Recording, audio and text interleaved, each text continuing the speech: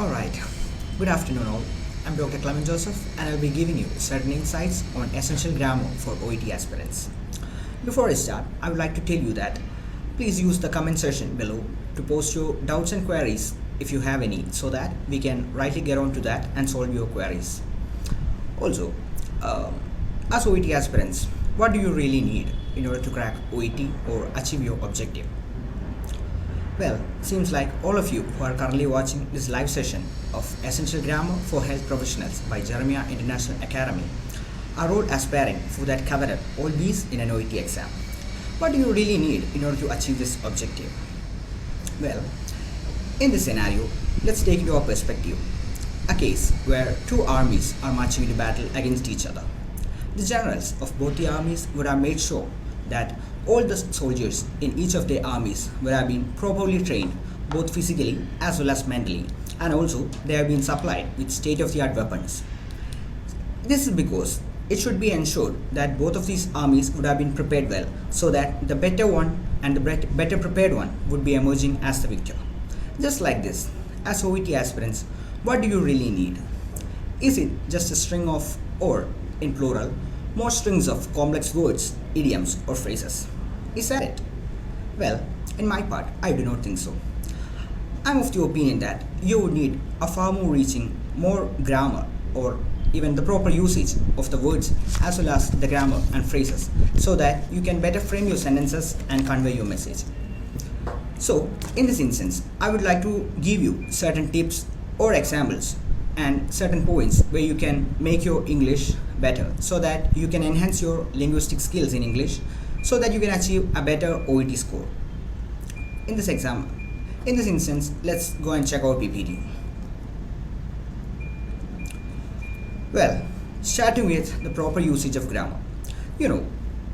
Even any sturdy building would require strong foundations and pillars. Just like this, all your sentences and paragraphs which you write in your writing task as well as which you speak in your speaking task would have to be reinforced with the proper grammar and the usage of grammatic sentences and grammatic idioms wherever required. If you fail to do so, your sentences would be lacking what a building would be lacking in terms of a foundation and pillar. What happens to a building without proper pillars and foundation? It comes down, it topples. Just like this, all these tasks if they ain't reinforced with proper grammar, they'll be coming down. So I think all of you should be better focusing on grammar so that all your sentences and phrases look good when it comes on the paper as well as to the instructor. Moving on, another thing you should be very careful about is the spelling, because misspelled words are really a no-go. There is literally no way around correct spelling. It's because misspelled words, whether it's in your OET tests or in your future, you'll all be reputed as well as respected health professionals one day. So misspelled words in any of your examples or any of your case sheets would be really a bad mark for your career as well as your history. So please take care that all of the spellings and all of the words that you use are spelled correctly. Moving on, let's consider the usage of appropriate words. According to the latest updation by OET, the OET officials, we can see that additionally is a word that we shouldn't be using. Instead of that, we should be using in addition. More updations are being coming in, and please check out the classes to get a better idea on the use of appropriate words. Moving on, let's see what we have about sophisticated vocabulary. Please don't get frightened by the term sophisticated vocabulary. It's because as you go on doing more and more tasks, you will be learning more words and more apt words for conveying the meaning of your sentences. So that please learn the synonyms of the usual words that we use so that you can get a better hold on what to use and what not to use. And then comes the usage of punctuation. To study to understand the usage of punctuations, just identify this. Consider any passages that you see in any newspaper or any random newspaper cuttings or any magazines. Just read any of the paragraphs that you see in that without any concern to the meaning. Just write down the sentences without any punctuations. And then after, without any reference to the original document, read what you have written. The passage you have written doesn't have any punctuations, right? So please compare what you understand from this passage without any punctuations and what the original passage gives meaning to you. In this simple exercise, you can find out the importance of punctuations. The usage of a single comma, a single full stop, or even a semicolon gives a wide-ranging effect to your whole essay or your whole task. So please kindly remember this in your mind as a important point, the usage of punctuation. Moving on, let's see what about verbal and written fluency. Well, it's kind of a tough task to achieve, but it's possible. It's possible with consistent practice and by the usage of more and more tasks, more and more speaking tasks as well as writing tasks. Finishing your task within the given prescribed time period is not really a hurdle. We can achieve it with consistent practice. And with the consistent practice, you can surely achieve verbal as well as written fluency. To achieve this fluency, you just have to do more and more tasks as you come here or to the academy or while you're at the home. So at the end, you will be really fluent, whether it be verbal or be written. So that this is really a band scorer, really a band descriptor. If you're really fluent in verbal or written form, you can really expect even a higher band that you may be getting in the start. Another thing you should really keep in mind, all of these things that we have currently discussed really cater to all the writing or the speaking tasks. But one thing you should really remember is about quick comprehension skills. Where do comprehension skills come from? When you do our reading tasks as well as listening tasks, you will be given either passages or recordings. To understand these passages or these recordings, you need quick comprehension skills. Many tips for these can be taken down from our tutors as well as our trainers here at Jeremy International Academy. You can easily consult any one of them so that they'll be better helping you. So let's move on to the next slide. What makes an English sentence a sentence? As we know, any sentences in any languages does have proper grammar usage. So in an English sentence, there are mainly three parts: subject, verb, and an object. Actually, what is a subject? Subject means, in simple words, it would be the hero of our sentence. Who, about what, or about who our sentence is. In the example given, let's see. Dr. Jones was held up in traffic, so he called the clinic to reorganize his day. Actually, think about the sentence. Who is the hero of the sentence? Or who is the subject of the sentence? About whom is the sentence about? It's about Dr. Jones, right? So, Dr. Jones is the subject in the sentence. Dr. Jones was held up in traffic and he called the clinic to reorganize his day. The next part of a subject is the verb. What is the verb in this clinic? Verb is what the object or about whom, about the person, what the person or the subject does. In this example, Dr. Jones is calling his clinic. So, the given verb in this sentence is called. Moving on, let's see. The final part in a simple sentence is an object. In this sentence, let's see. Dr. Jones was held up in traffic, so he called the clinic. So, Dr. Jones, object is the substance which gets an effect of what the subject does. In this clinic, Dr. Jones is calling his clinic. So, the object in the given example is the clinic. Moving on. Let's see. In the example, he paints posters. Subject. Subject is he. Who or what performs the action of the verb is the subject. Just like I told you, in this given sentence, the hero of the sentence is he, and the verb is paints, and the object is posters. And moving on to the next thing, we have adjectives and adverbs. Well, adjectives and adverbs kind of a describing thing. Adjectives describe a noun. For example, a shiny scalpel. In the given sentence, shiny is the adjective. It describes the subject to us. So, in the given sentence, shiny is the adjective. Or in another example, we can see a black car. In the example, black is the adjective. So, if we describe a subject, or a noun, it's adjective. So, what if we want to describe the verb? For example, if you want to say he is walking slowly, or the person he is running fast. In those examples, we can see that we are describing the verb, which is running, or something like that. In the given example, let's see. The patient is recovering slowly. How is the patient recovering? The patient is recovering slowly. So, in the given example, slowly is the adverb. Moving on, let's see the apostrophes. Well, what are apostrophes? Apostrophes are little marks like commas, but written above the line and have several uses. Well, the first use of an apostrophe is to show that a letter has been omitted. In the given example, instead of I have done the procedure, we can write I've done the procedure. So we have omitted H and A, and we have included an inverted comma to show that we have omitted the two letters, and the example finally becomes I've done the procedure. Another use of the apostrophe is to show possession, or to show that something belongs to someone. The nurse's mask was a blue colored one.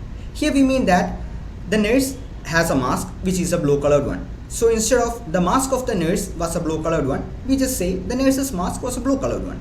Similarly, we can also show possession in the plural form. Let's see the next example. To show that things belongs to more than one person. The nurses' masks were blue in color. Just like the masks of all the nurses present in the particular unit were blue in color, we can say the nurses' masks were blue in color. Well, actually, why do we need to discuss apostrophe? Some of you might be thinking right now, apostrophe seem a little bit outward to our syllabus. Like in OET, we would be really discussing the basic English grammar, but this apostrophe seems to be a little out of the subject. So actually, we need to customize the sentence structuring when we are also we are attempting our OET speaking, or when we are practicing. We can maybe say, Mr. Blackmore's vitals are fluctuating rapidly. So if a person's name ends without S, we can just say Mr. Blackmore's vitals. It means we just have to add an apostrophe and an S at the end of the patient's name.